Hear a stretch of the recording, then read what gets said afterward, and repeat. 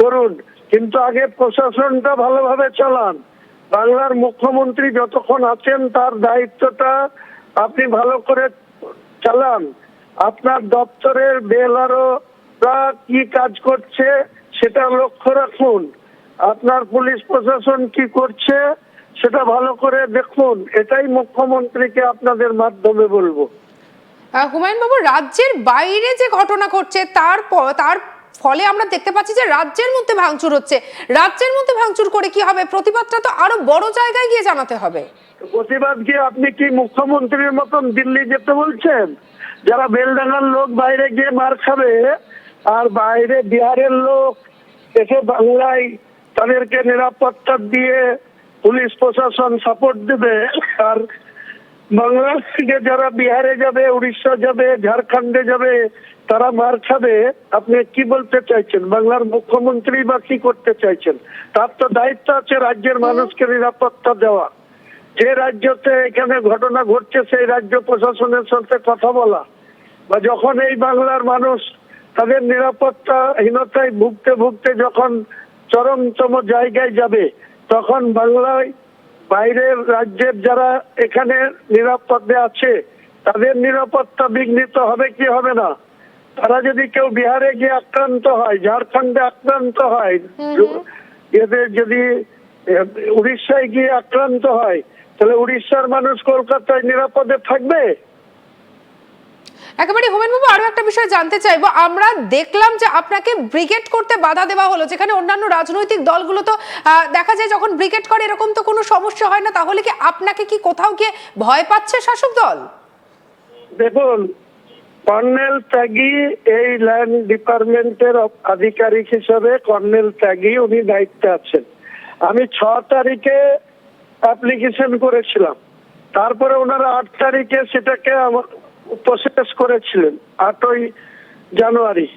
তারপরে আমি 13 তারিখে দেখা করেছিলাম, সেদিন আমাকে একটা চিঠি দেওয়া হয়েছিল আমার নামে, হুমায়ুন কবির, চেয়ারম্যান জনতা উন্নয়ন পার্টি। আমি যেহেতু লিডার হতে চিঠি করেছিলাম, ওনাদের এভিডেভিট সহ যা যা ফরমেটে দরকার করেছিলাম। আবার 13 তারিখে আমাকে একটা চিঠি করে 16 তারিখে বেলা 1টায় ডাকা হয়েছিল। সেখানে একটাতে আমি প্রেজেন্ট ছিলাম, ওনার চিঠি দেওয়ার মতো, কিন্তু সেখানে দেখলাম যে চেয়ারে মিস্টার ত্যাগী, কর্নেল ত্যাগী নেই। কোথায় 2 ঘন্টা বাইরে থেকে এসে তিনি বলছেন যে আমরা শহীদ মিনার দিতে পারবো, ব্রিগেড দিতে পারবো না। আমার যেখানে 10 লক্ষ লোকের জমায়েতের মিটিং, সেখানে শহীদ মিনারে আপনারা 1000 লোক ধরে, 30,000-এর বেশি লোক ধরার কোনো সম্ভাবনা নেই। তাহলে আমি যেখানে আমার 10 লাখ লোকের জমায়েতের টার্গেট, সেখানে ওনার সাথে আমি ব্রিগেড ময়দান চেয়েছি, উনি আমাকে শহীদ মিনার দিতে চাইছেন। হুমায়ুন বাবু, বিজেপি যখন 5 লক্ষ কণ্ঠে যখন গীতা পাঠ করে তখন তো এমন ঘটনা ঘটে না। টিএমসিও ভয় পেয়েছে। হ্যাঁ, বলছি যে যখন বিজেপি যখন 5 লক্ষ কণ্ঠে গীতা পাঠ করে এই ব্রিগেডেই, তখন তো এমন বাধা দেওয়ার খবর তখন তো সামনে আসে না, কিন্তু আপনাকে দেওয়া হলো।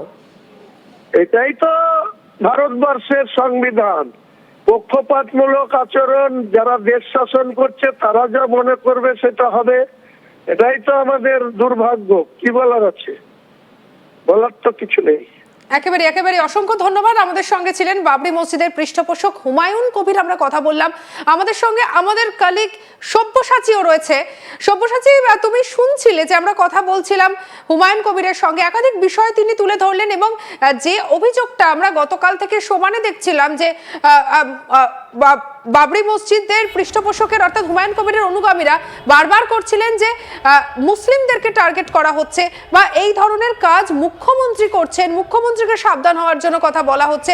সেই একই হুঁশিয়ারি কিন্তু এবারে দিয়ে গেলেন হুমায়ুন কবির। কি বলবে তুমি, সব্যসাচী?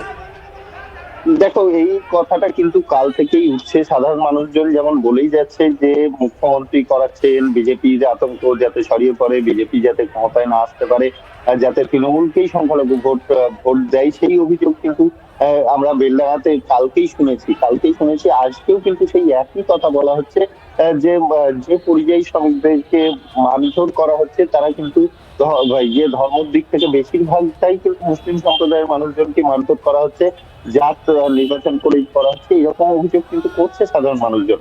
এবং হুমায়ুন কবিরও কিন্তু একই কথা বলে গেলেন যে মুখ্যমন্ত্রীর এই বিষয়ে আরো বেশি সদর্থক হওয়া উচিত, আরো বেশি স্টেপ নেওয়া উচিত। এবং রাজ্য সরকারের যে ব্যর্থতার কথা কিন্তু তুলছে সাধারণ মানুষজন, এবং তৃণমূল কংগ্রেসের প্রতিনিধিদের কথাও কিন্তু সাধারণ মানুষজন অভিযোগের কালকে বারবার বলে গিয়েছেন। এবং আন্দোলনকারীরা যারা আন্দোলন করছিলেন তারা কিন্তু রাজ্য সরকারের বিরুদ্ধেই স্লোগান দিচ্ছিলেন। কাজে মুসলিম ভোট ব্যাংক যে একটা বাধার মুখে একটা যে ঝটকা পড়ছে রাজ্য সরকারের ভোট ব্যাংকে, যে একটা সামনে 26-এর বিধানসভাতে যে এর ফল পড়বে সেটা কিন্তু এখনো অব্দি মনে হচ্ছে। কারণ পাশাপাশি বিরোধী যে রাজনৈতিক দলগুলি আছে, কংগ্রেস, সিপিএম, তারাও কিন্তু ওয়াকআপ নিয়ে কিন্তু একদম প্রত্যেকটি পাড়ায় পাড়ায় পৌঁছে কিন্তু রাজ্য সরকারের বিরুদ্ধে প্রচার চালাচ্ছে। পাশাপাশি শ্রমিক নিয়েও কিন্তু প্রচার চালাচ্ছে। তবে রাজ্য সরকারের যে সকল বিধায়করা আছে তারাও প্রতিনিয়তই চেষ্টা করছে এটাকে রিকভারি করার। আমাদের মুর্শিদাবাদের যে সকল প্রতিনিধিরা আছে তারা কিন্তু প্রতিনিয়তই এই ভোট ব্যাংকটা যাতে কোনোভাবে ক্ষতিগ্রস্ত না হয় সেইটার যেমন চেষ্টা করছে, সেই রকমই কিন্তু পরিযায়ী শ্রমিকগুলোর সাথেও তারা পাশে থাকছেন, তাদের কাছে যাচ্ছেন, তাদের পরিবারের পাশে সহযোগিতার হাত বাড়িয়ে দিচ্ছেন। সেটা যেমন হচ্ছে তেমনি প্রশাসনও কিন্তু আপ্রাণ চেষ্টা করছে। কারণ প্রশাসনের কালকের যে তৎপরতা, বৃহস্পতিবারের যে এই শুক্রবারের যে তৎপরতা, শুক্রবারের তৎপরতায় জেলা শাসক নিজে উপস্থিত হয়ে বলেছেন যে কন্ট্রোল রুম খোলা হবে পরিযায়ী শ্রমিকদের জন্য, এবং কন্ট্রোল রুম থেকে যদি কোনো রকম সমস্যায় পড়ে কোনো পরিযায়ী শ্রমিক, সেখান থেকে কিন্তু সাথে সাথে ব্যবস্থা গ্রহণ করা হবে। সেই কন্ট্রোল রুমের নাম্বারও কিন্তু প্রোভাইড করা হয়েছে সোশ্যাল মিডিয়া প্ল্যাটফর্মে।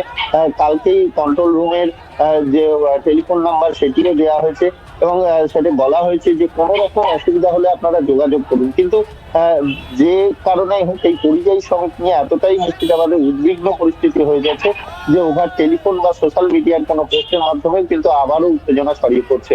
যে ঘটনাটা ঘটেছে, হুমায়ুন কবিরও জানালেন যে বড়ুয়া মোড়, বেলডাঙ্গা বড়ুয়া যে মোড়, সেই মোড় অবরোধ চলছে। সেটাও কিন্তু সোশ্যাল মিডিয়া প্ল্যাটফর্ম থেকে জানতে পারে যে আবারও এক পরিযায়ী শ্রমিককে মারধর করা হয়েছে, তাকে বেলডাঙ্গাতে ভর্তি করা হয়েছে হসপিটালে, এবং খবর ছড়িয়ে পড়ে সে মারা গিয়েছে, সেই খবরও কিন্তু ছড়িয়ে পড়ে। তারপরে আবারও মানুষজন উত্তপ্ত হয়ে ওঠে, আবারও উত্তেজনা সৃষ্টি হয়। রোড ব্লক, যে গুরুত্বপূর্ণ রোড বড়ুয়া বেলডাঙ্গার যে তিন মাথার মোড়, সেই রোডটা কিন্তু ব্লক করেই দীর্ঘক্ষণ আন্দোলন চলে, এবং দফায় দফায় বিক্ষোভ দেখানো চলছে, দফায় দফায় চলছে এখনো অব্দি যেটুকু জানা যাচ্ছে। তবে পুলিশ মোতায়েন করা হয়েছে, কিন্তু এখনো অব্দি পরিস্থিতি পুরোপুরি যে কন্ট্রোলে আনা সম্ভব হয়েছে সেটা কিন্তু হয়নি। এবং পাশাপাশি যে সুতির যে ঘটনা, বিগত দিনে এক পরিযায়ী শ্রমিককে মেরে দেওয়ার ঘটনা ঘটেছে। কাজেই মুর্শিদাবাদের বিভিন্ন জায়গা থেকে বিভিন্ন জায়গায় কিন্তু ভিন্ন রাজ্যে কাজ করতে গিয়ে পরিযায়ী শ্রমিকের ওপর অত্যাচারের ঘটনা যেমন সামনে আসছে, তেমনি বিরোধী রাজনৈতিক দলগুলির পাশাপাশি